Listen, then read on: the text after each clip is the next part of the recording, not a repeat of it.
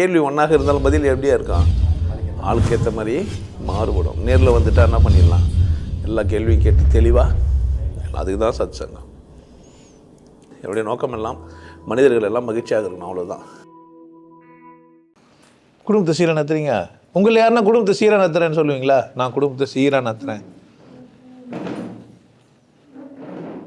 குடும்பத்தை சீராக நடத்துகிறேன்.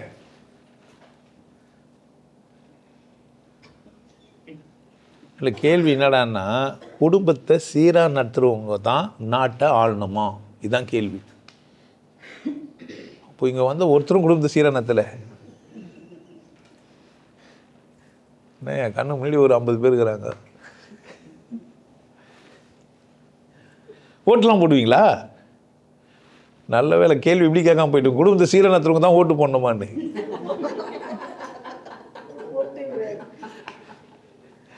கேள்வி கேட்டால் பதில் சொல்லியா, திருப்பி கேள்வி கேட்டால் என்ன பண்ணுறதுன்னாதீங்க.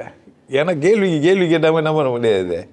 கேட்குறவங்கள யாரும் அதுக்கேற்ற மாதிரி தான் பதில் வர போனோம். ஆனால் பொதுவாக கேட்டாங்க குடும்பத்தை சீராக நடத்துருவாங்கன்னா இப்போ ஏதோ பிரச்சனை ஆகிருக்குது. கரெக்டாக? யாரோ ஒருத்தர் வந்துக்கிறாங்க, இவர் என்னை வச்சுருந்தார், எங்கள் அக்காவை வச்சுருந்தார், நான் மாடியிலேருந்து குச்சிடலான்னுக்கிறேன். மாதம் இவர் மூலிமா எனக்கு 10,000 அமிச்சாங்க, 50,000 அமிச்சாங்க, இப்போ என்ன சரியாக வச்சு மாட்டேன்றாருன்னு ஒருத்தர் ஏற்கனவே புலம்பிட்டு போய்கிறாரு. சீமான் சின்னதுரை ஒருத்தர். நீங்கள் பண்ணு சீமான்னு நினச்சி போகிறீங்க, சீமான் சின்னதுரை, சீமானில் நிறுத்திட்டிங்கன்னா தப்பாக போய்டும். அப்படிதானே?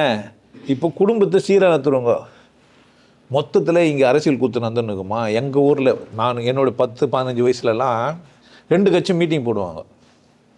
இவன் அவனை திட்டின்னு வைப்பான், சொந்த கதையெல்லாம் திட்டுவானுங்க. இவன் இந்த மடுவு தாண்டி இந்த இடத்துக்கு பேர் மடுவு. அப்போது மடுவு தாண்டியே போனவனு இல்லை, உலகம் என்ன தெரிய போகுது, ஊர் என்ன தெரிய போகுது, பேப்பரை ஃபஸ்ட்டு வந்து பேசிங்கிற புறம்பவங்களுக்கு என்ன தெரியும்னு எவன் திட்டுவான், அவனை திட்டுவான். அப்புறமா இதுக்கப்புறம் என்ன சொல்லுவாங்க, அவன் முன்னாடி வச்சுங்கிறான் மேடையில். இப்போ கிடையாது, இப்போ அது மாதிரிலாம் பேசுதில்லை. இப்போ எல்லாம் ஃபேஸ்புக்கு ட்விட்டரில் போய் சொல்லிட்டானுங்க, அவன் நல்லா டான்ஸ் ஆடுறாளா, கீழே கமெண்ட் அசிங்கமாக எழுதுறானுங்க. நான் வந்து சைபர் கிரைமுக்கு வந்து கொடுத்து கம்ப்ளைண்ட் கொடுப்பேன் அப்படிலாம் நினைக்காதீங்க, ஃபோட்டோ எடுத்து உங்கள் ப்ரொஃபைல் எடுத்து தனியாக போட்டுருவேன், நீ இது மாதிரி அசிங்கமாக கமெண்ட் எதுன்னுட்டு ஃபோட்டோ எடுத்து போடுவேன் அப்படின்னு ஒரு அக்கா சொல்கிறாங்க. எனக்கு நிறைய அழகிய லையில் அவங்க இருக்கிறாங்க. நிறைய பேர் பார்க்கறதே ஒரு வேலை, பொம்பளைங்க டான்ஸ் ஆடுறதெல்லாம் பார்த்தா கொஞ்சம் நேரம் ஜாலியாக இருக்கும். உள்ள ஆம்பளுக்குறான்ல அப்பப்போ பார்ப்பேன், லைக் கொடுத்துருவேன், சாலினி இது மாதிரி நிறைய பேர். சரிதா, நீ போய் திரும்ப தேடாதீங்க. ஆமாம், ஐஸ்வர்யா கண்ணன் இந்த மாதிரிலாம் நிறைய பேர் இருக்கிறாங்க. எனக்கு அவங்க நல்லா ஆட்டுவாங்க. எட்ட ஒன்று பின்னாடி எங்கள் மாமாலாம் சொன்னார், சூத்த அந்த கேமராவில் வைக்கக்கூடாது, அப்போல்லாம் நடிக்கிறவங்களாம் முன்னாடி தான் நடிப்பாங்க, சூத்த காட்ட மாட்டாங்கன்னாரு. அதெல்லாம் அந்த காலம் பொழுது. இப்போ எடுத்தோடனே நேராக பின்னாடி சூத்த தான் காட்டுறாங்க. அந்த கோடு வர பக்கம் மேடு வந்துருக்குமா, பீப்பெண்டுக்கிறாளா இல்லையா, ஜெட்டி போட்டுக்கிறாளா இல்லையா, ஜெட்டிலேருந்து கோடு என்ன தெரியுதா, இவ்வளோ ஆராய்ச்சி இது என்கிட்ட. சார் கேள்வின்னா, குடும்பத்தை சரியாக நத்துறவங்க தான் அரசியலுக்கு வரணுமா? இப்போ டான்ஸ் ஆடுறதுக்கு கக்கா கழுவிடணுமா, கழுவிடக்கூடாதா? ஒரு பொம்பளை டான்ஸ் ஆடுறாள்ல, அவள் கக்கா கழுவிடணுமா இல்லையா? திசு பேப்பரில் துவச்சிருக்கணுமா, கழுவிடணுமா? கேட்டேன்னா பதில் சொல்கிறது நான். இந்த மாதிரி கேள்வி தான் அது. சார் இதுக்கும் அதுக்கும் இருக்குதான்னா, கழுவுனாங்களோ இல்லையோ மேடு பள்ளத்தை பார்த்து ரசிச்சிருவோம், ரசிக்கணும் பொறுத்துருக்கோம். சில பேர் அச்சின் போனால் பிடிச்சிருக்கோம், சில பேர் மேடாக இருந்தால் பிடிச்சிருக்கோம், சில பேர் சப்பையாக இருந்தால் பிடிச்சிருக்கோம். அதுக்கெல்லாம் பேர்லாம் இருக்குது, ஆப்பிள், தர்பூசணி, தம்புரா, இது மாதிரி பல பேருங்க இருக்குது. கிரைண்டர் மாமி இப்படிலாங்கிறாங்க. டேய், நீ உண்மையிலே சாமியார் தானாடா? நீ புதுசாக வந்து ஒரு டென்ஷன் ஆகிடுவாங்க, வந்து உட்காந்தான் சாமியார் ஏதோ பேசுவார், நல்ல வார்த்தைன்னாக்கா சூத்தை பற்றி ஒரு விமர்சனம் பண்ணுகிறாரு, டென்ஷன் ஆகிடுவோம். ஆன்லைனில் பார்க்குறோம்லாம் ஒன்றும் பேஜராகிடுவோம். கொஞ்சம் நெஞ்சம் ஆன்மீகம் இருக்குது, மனுஷங்கிட்ட நம்பிக்கை கூட போயிட முடியுது, உன் பேச்சை கேட்டான்னு ஆகிடுவான். எப்படி சம்மந்தம் இல்லையோ அந்த மாதிரி அரசியலுக்கா அவன் ஒருத்தன் வல்லரசு நாட்டுக்கே தலைவர் ஆகிட்டுக்கிறான். அவன் கேட்டாக்கா கிளப்பில் இருப்பானா, ஊரை சுற்றி நிற்பானா, எனக்கு அவர் 2 பேரும், நாங்கள் 2 பேர் ஃப்ரெண்டு, நாங்கள் 2 பேர் கிளப்லேயே மீட் பண்ணோம், பொம்பளையில் ரசிக்கிறதுல அவரை மாதிரி ஆளே இல்லைன்றான் ஒருத்தன். உலக அளவில் அவரை மாதிரி என்ன இல்லையா பெண்களை ரசிக்கிறதுல. இது ஒரு போட்டி போட்டுன்னு ஒருத்தன் செஞ்சுன்னுக்கிறானுங்க. 1க்கு 2 கல்யாணம் பண்ணினுக்கிறானுங்க, துணைவியார், தாயார், மனைவி இது மாதிரிலாம் இருந்துக்கிறானுங்க. அவங்க படிதாண்டா பற்றினே இல்லை, நான் வந்து முற்றும் தந்த முனிவரும் இல்லைன்ட்டுக்கிறான் ஒருத்தன். பாவாடை அவுத்து போட்டால் தெரியும் நீங்கிறான். ஆல்மா கேட்டாக்கா ஃபைலோட நாடாக்கு பேர் பாவாடைன்னுக்கிறானுங்க. மாதிரி டிசைனாக பேசிக்கிறானுங்க. இப்போ புதுசாக குழந்தைங்களுக்கு எதுவும் தெரியாது இல்லை, அதனால் குடும்ப சரியானத்தில் போய் குடும்பத்தை பாரு. எல்லாம் குடும்பத்தை பார்த்துன்னா அரசியல் யார் பார்க்குறதே? இப்போ எல்லாரும் வந்து அவங்கவுங்க காக்கா போகிறதும் கழுவுறதுமா இருந்தாங்கன்னா அந்த சூத்தை யார் காட்டுறது? நான் என்ன மாதிரி பார்க்குறவங்க யார்? இப்போ எனக்கு யார் டான்ஸ் ஆடுவா? ரீல் யார் போடுவா? எல்லாம் நல்ல பொம்மைங்களா ஆகிட்டு வீட்டோட இருந்துன்னு புருஷன் பேச்சை கேட்டுருந்தா நான் என் பொண்டாட்டி மட்டும் தான் பார்க்கணும், வேறு யாரை பார்க்குறது? நான் இருந்தது உண்மையா இல்லையா? பிரச்சனை யாருக்கு இப்போ நீங்கள்லாம் அவங்கவுங்க பொண்டாட்டிங்களை அடிக்கிட்டீங்க, வேறு யாருக்கும் சூத்தை காட்டக்கூடாதுமா, எனக்கு மட்டும் தான் நீ காட்டணும், டான்ஸ் ஆடக்கூடாது, ரீல் போடாதுன்னு சொல்லிட்டீங்க எல்லாரும். இப்போ என்ன மாதிரி ஆள் என்ன பண்ணுறது? நீங்களாம் நல்லவங்க, மற்றவங்களெல்லாம் பார்க்க மாட்டீங்க. ஆனால் நான் பாவம் இல்லையா? அப்போ கடவுள் யாருக்காக வச்சுக்கிறாரு? ஏன் உங்கள் பேச்செல்லாம் கேட்கல? இல்லை, இதில் ஆன்மீகம் பேசிங்கிற மறைமுகமாக உங்களுக்கு தெரிலன்னு நினைக்கிறேன். தெரிஞ்சால் சந்தோஷம்தான். திரும்ப போய் கேளுங்க, வேற ஒரு அர்த்தம் இருக்கும் இல்லை. இதை நீங்கள் திரும்ப போய் கேட்டால் இதில் என்ன இருக்கும்? வேறொரு அர்த்தம் இருக்கும். உசாராக கவனிங்க. முடியாது. அது பேசுகிற இடம் அது மாதிரி. 15வது மாடியில் இருக்கிற ஒன்று வந்து கீழே இருந்துன்னு கேட்டு என்ன தெரியும்? உனக்கு கழுத்து வலிக்கும் வரும்.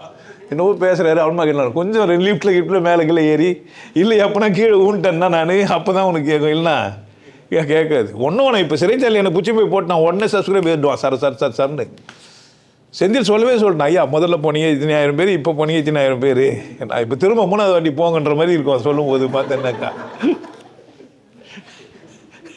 சரி என்ன சொல்கிறேன்ட்டு பிரச்சனை வந்தால் தான் என்ன பண்ணுறீங்க நீங்கள்? அரசியல் வரத்துக்கு மக்கள் நல்லா இருக்கணும்னு நினைக்கிறோம், வரணும், அவ்வளோதானே தவிர அவன் குடும்பம் சரியில்லைனா, பொண்டாட்டி சரியில்லைனா அவனா பண்ணுவான், புள்ள சரியில்லைனா அவனா பண்ணுவான், யாருன்னா சரியில்லைனா யார் என்ன பண்ண முடியும்? இப்போ நான் ரொம்ப நல்லவன், ஆனால் என் மனைவி கேட்டவள இருந்தால் என்ன பண்ண முடியும்? என் மனைவி ரொம்ப நல்லவோ, எந்த வீடியோவோ ரீலோ பார்க்கவே மாட்டாள். அவளை சோபா சாஞ்சிக்க தெரியாது, ஃபோன் பார்க்க தெரியாது, அவளுக்கு ஆப்பிள் ஃபோன் வாங்கி கொடுத்துறா அவன் பார்க்கதே கிடையாது. அவள் சமைக்கிறதுமோ வேலை செய்யணுமோ காலத்தில் கண்ணியும் தவறாமல் காஃபி போடுறதுலேருந்து சாயந்தரம் போய் படுக்க வச்சு காலை அமைக்கி தைலம் தேய்ச்சிட்டு தூங்க வைக்கிற வரைக்கும் என்னை தவிர வேறு எதுவுமே பார்க்கறதில்ல அவள் என் பொண்டாட்டி. ஆனால் நான் அவளை தவிர மற்றது எல்லாத்தையும் பார்த்துக்குது. இப்போ நான் சாமி இருக்கலாமா இருக்கக்கூடாதா? நீங்கள் சொல்லுங்கள். அதுக்கு இதுக்கு என்ன சம்மந்தம் இருக்குதா? இவ்வளோ தூரம் அசிங்கமாக பேசி வந்துங்கிறீங்களே, உங்களுக்கு மான ஈனம் சூடு சொன்னுக்குதா? அதில் வர கமாண்ட் வரையாதுறானுங்க, 4 பேர் ஏற்பாடு பண்ணி வச்சுட்டு சிரிக்க வச்சுங்கிறான்ட்டு. அப்போ ஏதோ புரியுது நமக்கு ஒரு செயலில், அதை தாண்டி ஏதோ ஒன்று உங்களுக்கு என்ன ஆகுது? புரியுதா இல்லையா? அப்போது அசிங்கத்தை தாண்டி ஒன்று புரிய வைக்க புரியுது. அங்கே அசிங்கமானதாக இருந்தாலும் பார்க்குறதுக்கு அழகாக இருக்குது. கழுவப்பட்டதோ கழுவப்படாகாட்டி கூட பார்க்குறதுக்கு அங்கே அட்ராக்ட் ஆகுது, பார்க்குது. இது அந்த காலத்து மனுஷனுக்கு புரியாமல் வந்துருக்குது. அவன் எதை மட்டும் பார்த்துக்கிறான்? பீப்பிள்கிட்ட மட்டும் பார்த்துக்கிறான். இப்போ இருக்கிறவன் எப்படி பார்த்துக்கிறான்? அந்த மேடு பள்ளத்தை பார்க்க ஆரம்பிச்சுக்கிறான். அப்படி தானே? அதை ஆட்டுறதே ஒரு செம்ம ஸ்டைலு. அப்போ தான் பேசுனானுங்க, மெல்ல நட மேடின்னா அவன்ட்டு பாதத்தை பார்த்து வந்துக்கிறானுங்க. கொஞ்சம் நிமிந்து பார்க்கறதுக்கு கூட வக்கில்லை. அப்போது கொஞ்சம் நிமிந்து பார்த்துருந்தா அப்போயே உஷாராகிட்டு இருப்பானுங்க. அப்படி தானே? ஒரு அக்கா எனக்கு சொல்லி சொன்னாங்க, அந்த காலத்து பொம்பளைங்களாம் இடுப்பு பெருசாக இருக்கும், இப்போ இடுப்பே இல்லை. அதுக்கு ஒரு பாட்டு, இல்லாத இடுப்பால் இடிக்காத நீ என்ன. நிறைய பேர் பார்த்துருப்பானுங்க, மெல்லிய பூங்கொடி வலை பார்த்தீங்க உண்மையே நீ இருக்கும். இடுப்புன்னா நிறைய பேர் தெரியும் நினைக்கிறீங்க? 2 பெரிய புட்டத்தை போய் இடுப்புன்னு வச்சுக்கிறானுங்க. அது இடுக்கில் இருக்கிறதுனால அது பேர் இடுப்பு தெரியாது. இடுப்பில் இருக்கிற ஒரு பூக்கு பேர் என்ன? இடுப்பு. அது தெரியாது. வல்கர கடவுள் செய்யவே இல்லை. நீங்கள் அவுத்து போட்டு நின்னா தெரியும் நினைக்கிறீங்க? தெரியாது. சின்னதாக ஒரு கோடு மட்டும்தான் தெரியும். எப்போனா விரிச்சு பார்த்தீங்கன்னா தான் வேறு எதனா தெரியும். அப்போ பிரம்மாண்டத்தை ஒழிச்சு வச்சுக்கிறான் கடவுள். பிரம்மாண்டத்தை என்ன பண்ணி ஒழிச்சு வச்சுக்கிறான். அதனால் அரசியல் வாழ்க்கைக்கும் என்ன கிடையாது, குடும்ப வாழ்க்கைக்கும் கடுகளவு கூட சம்மந்தம் கிடையாது. நான் ஒன்று அவங்க இப்போ அந்த மாதிரி ஆளுங்கள்லாம் ஆதரிக்கிறேன்னு நினச்சிக்க போகிறீங்க. அந்த கட்சிக்காரன்ட்டு எனக்கே ஒரு கட்சிக்குது, எவனுமே என்ன மதிக்க மாட்டான். கட்சியில் ஒரு நினச்சிப்பானுங்க, நானாக தான் சொல்லணும் கட்சிக்குதுன்ட்டு. கட்சியில் உறுப்பினர் யார்? ஒரு 1000 பேர் 1000 ரூபாய் கொடுத்தாங்க, இப்போ துட்டை ஏமாத்துறதுக்கு தான் கட்சி ஆரம்பிச்சுன்னே சொல்லிட்டு போனோம்னாங்கிறான். மேபி அப்படி கூட இருக்கலாம். இந்த உலகம் எப்படி இருக்குதுன்னு கேட்டிங்கன்னா, விளம்பரமானவனை தான் பாராட்டுறது. எப்படி தான்? விளம்பரமானவனை தான் பாராட்டுறதை தவிர உண்மை யாருக்கு என்ன இல்லை, தேவைப்படல. உண்மை தேவைப்படுறவங்க விளம்பரத்தை தாண்டி என்ன பண்ணுவாங்க? அவன் தான் என்ன வர முடியும், அந்தளவுக்கு உண்மையை நேசிக்கணும். நீ கொஞ்சம் அசந்தினா கூட போயிடுச்சு என் கதை, சீனை விட்ட. என்னை ரொம்ப உஷாராக பார்த்து பிடிச்சானா தான் ஆச்சு. இல்லைனா என்னை விட ஒரு கேவலமான உனக்கு தெரிய மாட்டான். என்னை பைத்தியனா கூட நீ ஜெயிச்சிருவ, என்னை முட்டாள்னா நீ தோத்துட்ட. என்ன சொன்னால் ஜெயிச்சிட்டே நீ. இது ஒரு பைத்தியம், எல்லாம் தெரிஞ்சுக்கணும், வாழ தெரியாமல் நாகரிகமாக பேசுகிறோமே ஏதோ பேசிக்குதுன்னு ஏன்னா கூட என்ன ஒரு நாள் பைத்தியம் தாண்டி நான் எதாவது பேசுறது உனக்கு புரிஞ்சிடும். முட்டாள்னு முடிவு பண்ணுறேன் என் வீடியோ பார்த்த உடனே.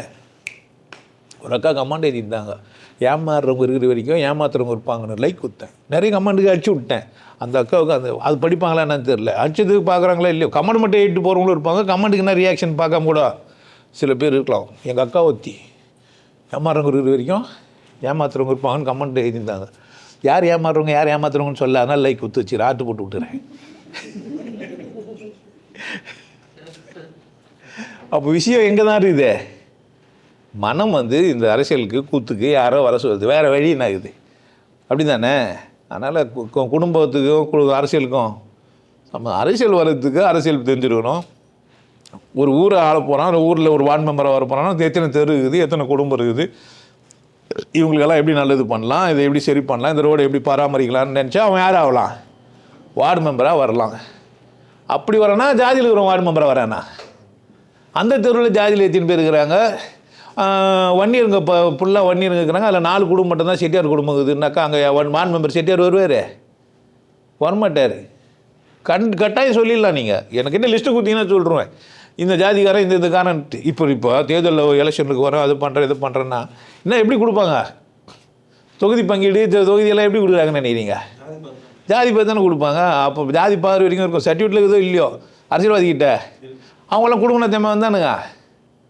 விபச்சாரியே ஆனாலும் எங்கேருந்து வந்தாவா? குடும்பத்துலேருந்து தான் வந்தா. அதனால் குடும்ப நத்தாமலாம் இங்கே யாரும் வரல. பொண்டாட்டி சரியில்லாமல் இருக்கலாம், இல்லை கூத்தியார் சரியாமல் இருக்கலாம், விச்சகாரிசி வந்து வெளியே வந்து சொல்லி என்னை கூட பார்த்துருந்தாரு. சில பேர் பாவம் அந்த செமனை பூச்சி வச்சுருந்து பாரு இவுது தான் எடுத்துன்னு வந்து குத்து லேப் வரைக்கும் போய் டெஸ்ட் எல்லாம் பண்ணி ஆமான்னு சொல்லி அவள் எந்த மட்டும் இல்லை சார், இன்னும் 4 பேர் போனான்னா அவள் பாவடி 4 திருட்டு வந்து இவன் எது போய் கோர்ட்டில் போய் சொல்லி சார் எந்த மட்டும் இல்லை அவங்க பாவல இன்னும் 4 பேர் இருக்குதுன்னு சொல்லி ஜட்ஜி பார்த்துட்டு ஆமாம் இதில் இந்த பாவாடை ஃபுல்லாக வேறு இருக்குதுன்னு சொல்லி இதெல்லாம் தேவையா நமக்கு? தேவையா?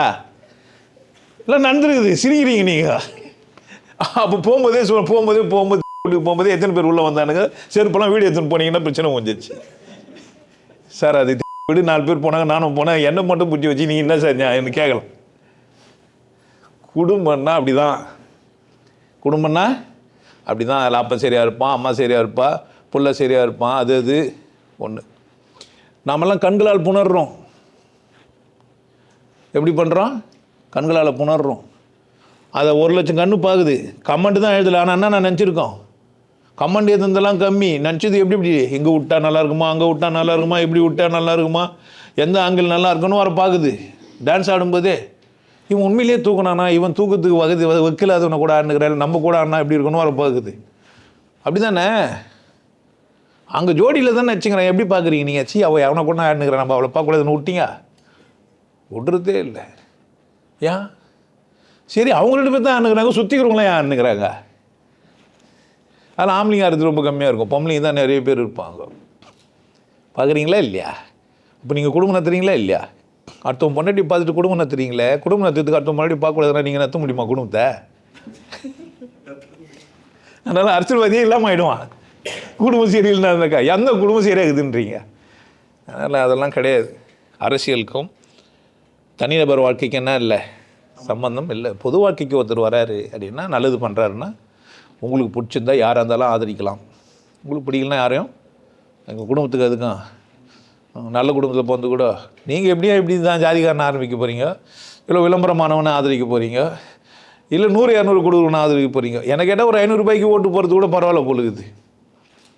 மற்றபடி உங்களுக்கு உங்கள் தொகுதியில் எத்தனை வேட்பாளர் நிற்கிறாங்க தெரியுமா? என்ன கேட்பீங்களா? என்ன விளம்பரமானவங்க மட்டும்தான் தெரியும். 15 பேர் நிற்பான், 4 பேர் தான் இருக்கும்.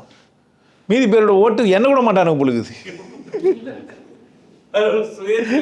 சுயேட்சை வர போகும். நான் வர பாட்டெலாம் எழுதி எங்கள் மாமா எலெக்ஷனில் நின்ட்டாருன்ட்டு புக்கெல்லாம் எழுதிக்கிறேன் நான். பூக்கடைக்கு விளம்பரங்கள் தேவை நல்லா இல்லை இருந்தாலும் எங்கே 7 ஓட்டு பொண்டாட்டி புள்ளிங்களே போடல. இவ்வளோ தைரியமாக கட்சி ஆரம்பிச்சு வச்சுக்கிறேனாக்கா பிரச்சனை எழுந்திருக்கக்கூடாது. கடவுள் பாரதம். நான் நல்லது செய்ய வந்தேன், நான் வந்துட்டேன் சார், என்ன பண்ணல என்ன யாரும் அந்தால் கேட்டேன்னா நான் சொல்லுவேன், நான் சந்தர்ப்பம் கொடுத்தனா இல்லையா, வாரம் போய் உட்காந்தேன், அனுப்பாது யார் வேலை, அவர் கடவுள் வர என்ன திட்டு சொன்னியான்னு கேட்ப சொன்னேன். ஏன்டா சொல்கிறீங்கன்னு என்ன கேட்டிங்கன்னா, அதை தாண்டி தான் நீ என்ன பண்ணா வராத, நீ ரொம்ப புனிதமானவன், இந்த இடம் அதுக்கான இடம் இல்லை. கடவுள் புனிதமானவர்களுக்கு கிடையாது, புரியுறவங்களுக்கு தான். கடவுள் யாருக்கு தான்? புரிஞ்சிக்க நினைக்கிறவனுக்கு தான். புனிதம் என்றவன் மாதிரி ஒரு முட்டாள் இல்லை. நல்லது தான் கெட்டது அடையாளப்படுத்துது. நல்லவன்னு ஒருத்தன் சொல்கிறான் பாரு, அவன் தான் கெட்டவனெல்லாம் யாருன்னு காட்டி கொடுக்குறான். எல்லாம் காமனாக இருந்தால் இங்கே பிரச்சனையே இல்லவே இல்லை. எந்துன்னு ஒருத்தன் சொன்னான் இல்லை, அப்போ தான் பொது உடைமைன்னு ஒரு பேச்சுக்கு ஆரம்பித்தோம். எல்லாருக்கும் சொல்லியிருந்தான்னா, பகுத்துண்டு பள்ளியில் ஒம்புதல்னா அப்பயே சாப்பிட்டுருந்தான்னா இந்த பிரச்சனையே இல்லை. ஸோ குடும்பம் சரியில்லை, அரசியலுக்கு வரான் நல்லா இருக்கணும், எல்லோரும் நல்லா இருக்கணும்னு நினைக்கிறோம். வந்தால் யார் என்ன பண்ணுங்க கண்ண முடியினே, அவன் பொண்டாட்டி 10 வச்சு தான் நம்புங்கன்னா இல்லை, அவன் 10 புருஷன். நான் இன்னும் அது மாதிரி வரவே இல்லை. அதான் இப்போ பிரச்சனையே. எனக்கு 2 பேர் இருக்கிறாங்கன்னு சொல்லவே மாட்டேன்றாங்க எந்த பொம்பளையுமே. அப்படி நல்லவங்க மாதிரியே நினச்சிங்கிறாளுங்க. எனக்கு 2 பேர் 2 ஃப்ரெண்டு இருக்கிறாங்க. நம்ம அந்த மாதிரி ஒருத்தன் வரவே இல்லை. அப்படியே ஒருத்தர் வந்தாங்க, ஜிங்குனாங்க, ஆட்டினாங்க, போயிட்டாங்க. ட்ரௌசர் போட்டு உட்காந்துக்கிறாங்க மலேசியாவில். பாவம். நான் என்ன சொல்ல வரேன் புரியுதா உங்களுக்கு? என்ன சொல்கிறேன்? கோழி குருடாக இருக்குதா செவிடாகுதுன்றது மேட்டர் இல்லை, குழம்பு ருசியாக இருக்கணும். வைதேகி காத்திருந்தால் தான், வைதேகி காத்திருந்தால் தான். நானும் அப்படி தான் காத்துனுக்கிறேன். இந்த உலகம் நல்லா ஆகிடுமா, எல்லோரும் மகிழ்ச்சியாக இருப்பாங்களா, சந்தோஷமாக இருப்பாங்களா, விகல்பம் இல்லாத மனிதர்களாக இருப்பாங்களா, கண்களால் நேராக பார்த்து பேசுவாங்களா, குற்ற உணர்வு இல்லாமல் வாழ்வாங்களா, மகிழ்ச்சியாக இருப்பாங்களா, ஆரோக்கியமாக இருப்பாங்களா, நல்லா சாப்பிடுவாங்களா, நல்லா தூங்குவாங்களா, அடுத்தவனை பிரச்சனை போகாமல் மகிழ்ச்சியாக இருப்பாங்களான்னு பார்க்குறேன். அவங்களுக்கு அதுதான் பிரச்சனையாகவே இருக்குது. அப்படின்லாம் போர் அடிக்குதுன்றாங்க. நிறைய பேர் வாழ்க்கையில் போர் அடிக்கும் பார்த்துக்கிறீங்களா? போர் அடிக்குதுன்னாச்சும் வந்து தியானம் கற்றுக்கடா, நான் கூட கற்றுக்க மாட்டேன்றேன். சரி போர் அடிக்குது இல்லை, அதுனாச்சும் நான் பண்ணுங்க வந்து போர் அடிக்குதுன்னாச்சும் மணி எடுத்து விட்டுங்களேன்ற. நான் போர் அடிக்குதுன்னா உட்காந்துப்போம், அதெல்லாம் மணியெல்லாம் என்ன என் வேலையாக இருக்குது. அது என் பொண்டாடி கொடுத்தா காசு திமிரில் பணம் நிறைய வச்சுங்கிற கொடுத்துட்டேன். நான் கற்றுக்கினாக்கா நான் பண்ணணுமா பேயாடி, நம்ம என்ன பண்ண முடியும்? இந்த மாதிரி புறம்போக்குக்கு முள்ள மாதிரிங்களுக்கெல்லாம் கூட பயிற்சி போயிடுது. ஒருத்தன் தவமாக இருக்கிறான், கிடைக்குமா அப்படின்ட்டு. பணம் இல்லை, 4 வாரம் வரான், 2 வாரம் வரான், ஓடிடுறான், ஊந்துடுறான், இன்னும் ஆயிடுது. பாவம், அவனுக்கு கிடைக்க மாட்டேங்குது. ஒரு சாதாரணமாக கட்சிது. அதை பற்றி அக்கறையே இல்லாமல் சொம்மனா ஃபோன் பண்ணி எனக்கு ஒரு பிரச்சனைன்னு வர சொல்லுங்கிறான். நம்ம அது வர கேட்டுருக்கிறோம். நம்ம என்ன பண்ணுறது? தலையெழுத்து நமக்கு. ஸோ இப்போ குடும்பத்தினர் இல்லாமல் இருக்கக்கூடாது அரசியல்வாதியை. எந்த ஒரு தொழிலுக்கும் இன்னொரு தொழிலுக்கும் சம்மந்தம் இல்லை. எலக்ட்ரிஷனாக இருக்கிறவர் தான் கார்பெண்டராக வரணும்னு சொன்னால் ஆகுறதே இல்லை. 2 கை இல்லாதவர் கூட கார்பெண்டராக வரலாம். அவர் தான் காயே இல்லையே எப்படா இல்லை, மூளை ஃபுல்லாக இருக்காது, இருக்குது. ஒரு ஆளை வச்சு இங்கே எழ, இங்கே தேய், இங்கே ஓட்ட போடு, இங்கே இதை பண்ணுன்னு சொல்லி என்ன பண்ணலாம்? அவரே வேலை வாங்க முடியும். கைகளே தேவையில்லை கார்பெண்டராக இருக்கிறதுக்கு. ஆனால் என்ன இருக்கணும், அவருக்கு கதவு நல்லா வரணுன்ற எண்ணம் இருக்கணும். அது மாதிரி அரசியலுக்கு வரவனுக்கு நல்ல எண்ணம் இருக்கணும், பரந்த எண்ணம் இருக்கணும். எனக்கு கற்றுது என் பிள்ளை தான், என் பிள்ளை கற்றுது என் பேரன் தான், என் பேரனு கற்றுது பேரன் தான். நாங்கள் இந்த நாட்டை வேறு யாருக்கும் கொடுக்குற மாதிரி ஐடியாவே இல்லை, ஒன்றும் செய்ய முடியாது. அப்படி தானே? நான் எப்படி பேரனை குடும்பமாகறீங்களோ நீங்களும் என்ன இருங்க அப்படி அப்படியே. ஆமாம், அது எப்படி சொன்ன கேட்டு போயிட்டோம்ல. குடும்பத்தில் அதெல்லாம் கேட்கக்கூடாது. ரீல் பார்த்துட்டு கம்முனுக்கணும். அத்தை நீங்கள் ரீலில் வந்தீங்கன்னு போய் மாமா கிட்ட சொல்லவே கூடாது. புரியுதா என்ன சார்? என்ன அவள் மாற்ற டான்ஸ் ஆட மாட்டேன், எப்படி பார்க்குறேன்?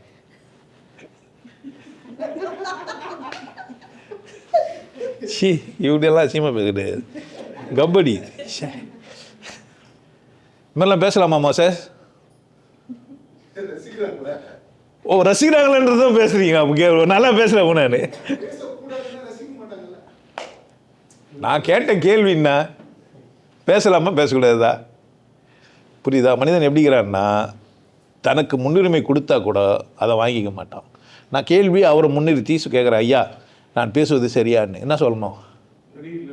என்ன சொன்னார்? இவ்வளோ பேர் சரின்றாங்களே, அப்போ நீங்கள் திரும்ப இல்லை சரியில்லைனா எல்லோரும் சரின்னு சொல்லுவாங்களா? அப்போ நீ தான் என்ன தான் சொல்கிற? அப்போ நான் உங்களை முன்னிறுத்தினா கூட நீங்கள் என்ன ஆக மாட்டேன்றீங்க.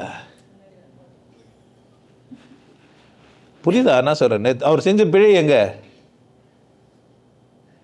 உனக்கு வேல்யூ பண்ணால் கூட நீ என்ன பண்ண மாட்டேன்ற? கடவுள் உன்னை ஆசீர்வதிச்சிருக்குது, யாரும் மதிக்க மாட்டேன்ற.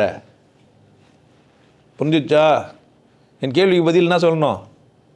உனக்கு முழு உரிமை கொடுத்துக்கிறேன். இல்லைங்க நீங்கள் பேச சரின்னு கூட தெரியலன்னு கூட சொல்லலாம் தானே. அது அவன் தான் கிங்கு, எனக்கு அவன் தான் வேணும். புரியுதா? கேள்வி கேட்ட பதில் எப்படி சொல்லணும்? அப்போ கடவுள் உங்ககிட்ட கொடுத்தா கூட என்ன பண்ணல, வாய்ப்புகள் உனக்கு எப்பவுமே வந்து நேருது. உன்னை நோக்கி கடவுள் பாஞ்சினே இருக்குது. நான் நல்லா இருக்கிறேன் சசிகலா, வாய் திறக்கலன்றாதீங்க. கண்ணும் கண்ணும் கலந்து இப்படின்னா என்ன அர்த்தம்?